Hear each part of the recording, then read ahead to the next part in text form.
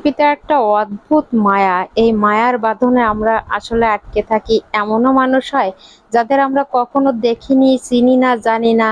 একসাথে থাকার ফলে তারা এতটাই আপন হয়ে যায়, আসলে কেউ কাউকে ছেড়ে থাকাই অসম্ভব হয়ে পড়ে। আসসালামু আলাইকুম এভরিওয়ান, সবাইকে আরেকটি নতুন ব্লগে ওয়েলকাম। সবাই কেমন আছেন? আলহামদুলিল্লাহ আমি ভালো আছি এবং সুস্থ আছি। তো এখানে বেশ কিছু এই যে মাছ, মাংস এগুলো বের করে নিয়েছি। আজকে রান্না হবে। ওই যে বললাম না, পৃথিবীটা একটা অদ্ভুত মায়া। তো কিছুদিন আগেও, মানে কয়েক বছর আগেও আমরা কেউ কাউকে চিনতাম না, জানতাম না, কোনো পরিচয়ই ছিল না। হ্যাঁ, আমি আমার দোতলার ভাড়াটিয়া ভাবি তার পরিবারের কথা বলতেছি।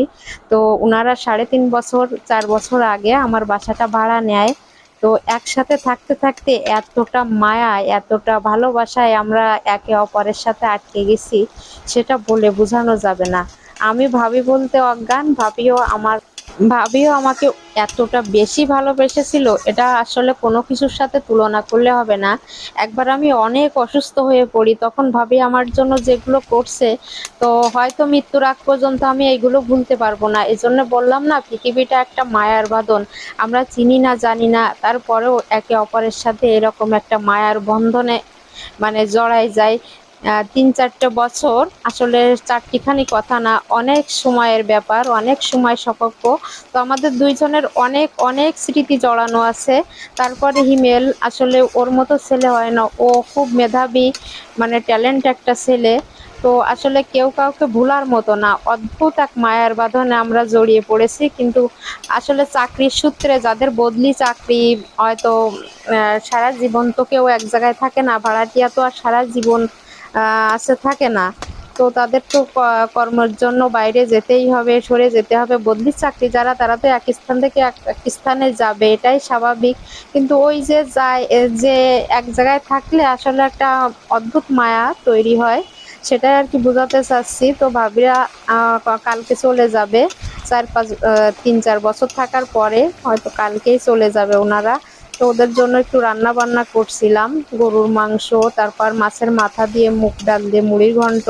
এটা আমাদের খুলনার খুবই জনপ্রিয় একটা খাবার, মাছের মাথা দিয়ে মুগ ডাল। তারপর এখানে মাছ ঝোল করছিলাম বেগুন দিয়ে, উনার মতো করছিলাম আর কি, আর পটল আলু ভাজি করছিলাম।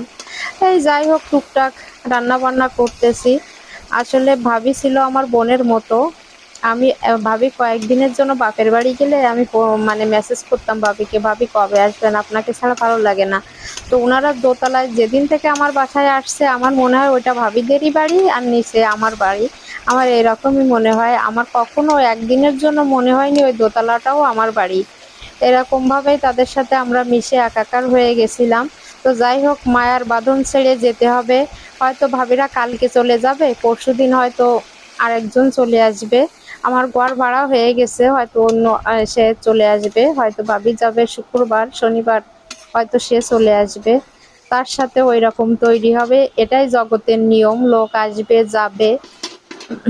এতে আর খারাপ লাগলেও আসলে করার কিছু থাকে না, কারণ যাদের বদলি চাকরি হয় ওরা তো বাইরে যাবে, বিভিন্ন জায়গায় থাকবে। তো যাই হোক, 3-4টে বছরের স্মৃতিগুলো খুব মনকে কষ্ট দিচ্ছে, কারণ একসাথে থাকা, খাওয়া, কেমন যেন একটা মায়ায় পড়ে যাওয়া। তো যাই হোক, আমার রান্না বান্নাগুলো করা হয়ে গেছে। এই যে বেগুন দিয়ে মাছ দিয়ে রান্না করলাম, এই মাছের তরকারিটা অনেক বেশি মজা হয়েছিল। আর এটা পটল আলু দিয়ে ভাজি করছি। আর এই যে মাছের মাথা, মুগ ডাল, খুলনার সেই জনপ্রিয় রান্না। মাছের মাথাটা আসলে তেমন খাওয়া হয় না, কিন্তু এভাবে মুগ ডাল দিয়ে রান্না করলে এটা অনেক অনেক বেশি টেস্টি হয়। এটা আমার হাজব্যান্ডেরও অনেক বেশি পছন্দের একটা খাবার, মাছের মাথা, মুগ ডাল। আর এই যে গরুর মাংসটা রান্না করলাম, স্বাভাবিক খাবার দাবার যেটুকু করছি। এই গরমে অত বেশি খাওয়া যায় না। আর বাজার থেকে দই আনছিলাম, এই টুকটাক ব্যবস্থা করছি। আসলে মনের ভিতরে অনেক বেশি খারাপ লাগছে, বারবারই একটা কথা বলতেছি, যে ওই যে 4-5 বছরের একটা মায়া টান, একসাথে থাকা, এক বাড়িতে থাকা, খুব অন্য জায়গায় হয় না ভাড়াটিয়া, তেমন একটা মানে কেমন কেমন দূরত্ব দূরত্ব, কিন্তু আমরা ওইভাবে ছিলাম না। এটা হচ্ছে আমাদের আরিফ ভাই, উনিও অত্যন্ত ভালো একজন মানুষ, খুবই মিশুক, এবং ভাইয়ের মনটা অনেক বেশি ভালো। ভাইয়ের মতো মানুষ হয় না, সব দিকে নজর খেয়াল। আসলে এরকম প্রত্যেকটা জিনিসের দিকে নজর। আর আমার ছাদের যে গাছগুলো দেখাই না, ওই গাছগুলো সম্পূর্ণ পরিচর্যা করতো আরিফ ভাই। ওখানে ছাদে আমি তেমন একটা মাঝে মাঝে যেতাম, আর সম্পূর্ণ কাজগুলো ভাই করতো। এখন আর গাছগুলোর চেহারা মনে হয় ওই রকম থাকবে না। সবকিছু মনে করতেছি আর মনটার ভিতরে খারাপ হয়ে যাচ্ছে। মানে আমার সবকিছু প্রায় সবসময় এই ভাইরা নিজের বাড়ি মনে করে সবকিছু দেখাশোনা করতো।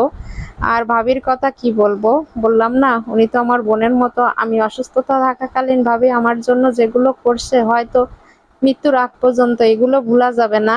আর হিমেলের সাথে আমি মাঝে মাঝে কন্টেন্ট করি, বিভিন্ন ভিডিও করি। আপনারা হয়তো ওকে দেখেন, আমার ছেলে মনে করেন। তো যাই হোক, ছেলে মনে করলেও সমস্যা নেই। ও অনেক ভালো একটা ছেলে, ও পড়াশোনায় অনেক মেধাবী, হয়তো অনেক দূর যাবে। আন্টিকে মনে রাখলেও রাখতে পারে, না রাখলেও না রাখবে, সেটা ওর ব্যাপার। এই যে হিমেল খাচ্ছে, ও সবসময় হাসি খুশি থাকে, এটা আমার অনেক বেশি ভালো লাগে। আসলে খুবই একটা মায়ায় জড়াই গেছিলাম। কালকে ভাবিরা চলে যাবে, পরশুদিন হয়তো নতুন আরেকজন চলে আসবে। এভাবে চলতে হবে, এটাই জগতের নিয়ম। হিমেলকে আমি একটু যত্ন করে খাওয়াচ্ছিলাম। ও অনেক ভালো, জানি ও জীবনে অনেক বড় হবে, প্রতিষ্ঠিত হবে। সবাই ওর জন্য, ভাইয়ের জন্য, ভাবির জন্য, তাদের পরিবারের জন্য দোয়া করবেন।